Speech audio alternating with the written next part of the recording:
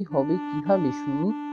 তুমি দেখো, গ্রামের প্রায় প্রতিটা বাড়িতেই পাতিলেবু গাছ আছে, তাহলে সবাই লেবু কিনবে কেন?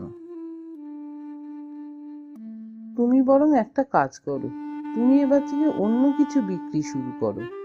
আর কি বা বিক্রি করব? বাড়িতে লেবুর গাছ আছে, তাই লেবু বিক্রি করি। লেবু ছাড়া অন্য কোনো কিছুর গাছ তো বাড়িতে নেই। হ্যাঁ, সেটা বুঝলাম, কিন্তু ভেবে দেখো, কি বা আর করবে?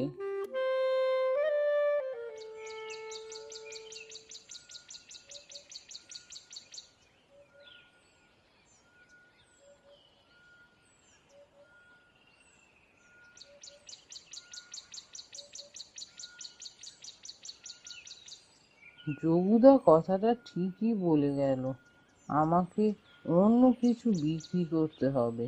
এই লেবু বিক্রি করে আর সংসার চালানো